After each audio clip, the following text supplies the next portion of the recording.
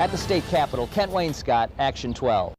Welcome back. Well, it is time to say farewell to Kent Wainscott. Kent has covered Wisconsin politics here at WISN for more than 3 decades, and he's retiring this month after 40 years in television news. Kent, we're going to get your stories and thoughts in a moment, but first, a few people wanted to say hello. Kent Wainscott, former Speaker Paul Ryan here. I want to say congratulations. Congratulations on 34 stellar years at WISN. Not only did you break great stories, not only were you an excellent journalist, you're also a very good person. Oh, Kent, congratulations on your well-deserved retirement after 34 years of excellent reporting.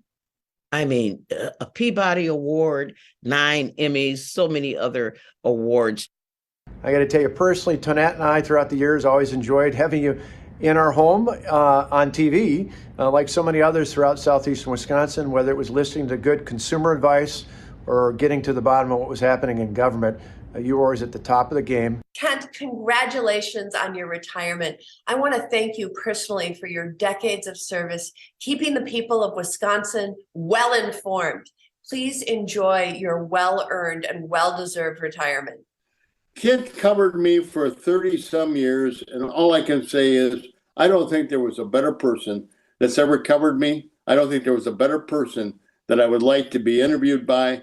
He's just a caring, truthful, wonderful human being that I think the whole profession is going to miss because of what he stood for.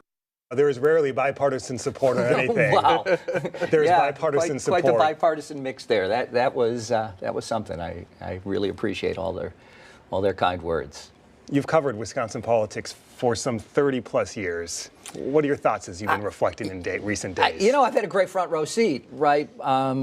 Politics in Wisconsin, as you and everyone knows, is its own unique brand. And it hasn't just been politics, as we heard there. I mean, your investigations and your reporting on consumer issues has been so impactful, not just in Milwaukee, but all across the state of Wisconsin. What do you take away from just the years of the work that you've done in these communities? It was a great time to be a consumer reporter in the 90s, and we were working every day with the people who are our viewers, the people in our communities who had consumer problems, who had issues that they needed help in resolving. I never felt closer, really, I think, to the viewers and the community than I did during those years. And really, that's kind of lasted over time because it's created a situation where people feel very comfortable coming up to me and on the street, in the supermarket, wherever, and talking about whatever's on their mind. Bring us inside Wisconsin politics over the last 30 years. You mentioned the back roads of Iowa. You mentioned New Hampshire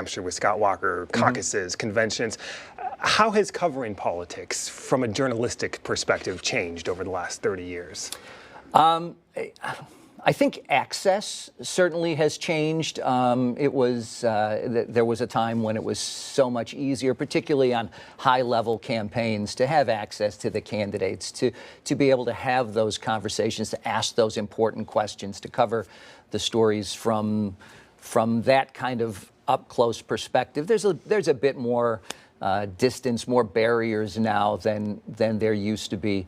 I should say that I had covered other things all the while as I've been covering politics in Wisconsin as well. And there are reporters in this state, great reporters, as you know, who cover politics every day. The Capitol Press Corps is second to none. We've got great broadcast and print political reporting going on all across the state of Wisconsin. Matt, I put you right at the top of that list as one of the finest broadcast political reporters in the state, breaking stories that become national news even this year. And this show is an important service to the community as it gives you access and allows you to have those in-depth conversations. So while it has changed, I think we're still at a really elite level of political reporting in this state. And I think the viewers and the people and the voters in Wisconsin really shouldn't take that for granted. You want to stick around for another political cycle? I'll be watching it closely. I promise you that. What interviews and what politicians stick out most in your mind? Are there moments that always stick out or encounters? Yeah, there have been, I have liked the moments that are casual and natural. Often when you sit down for a formal interview, there are a few moments before the interview begins while cameras or lights are being set up that you can have a conversation. Those are the things that stand out to me.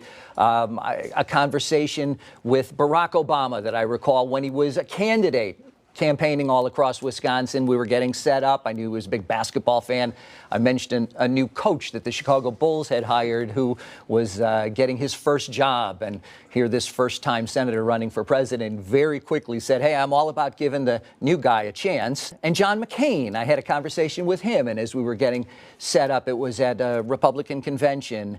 And he found out that I was a reporter from Milwaukee, and he quickly lashed out at me about the Brewers defeating his Arizona Diamondbacks in the playoffs. So those kinds of off-camera, off-the-cuff moments stand out. Kent, you have been a mentor and an inspiration to so many. I've watched and learned from you for years in Green Bay, here in Milwaukee. This market, this state is going to miss your reporting, but congratulations so much. I appreciate that. Thank you well-earned very much. retirement. Thank you very much. Congratulations. Thanks. Kent Wainscott signing off for the final time this week. A final thought next.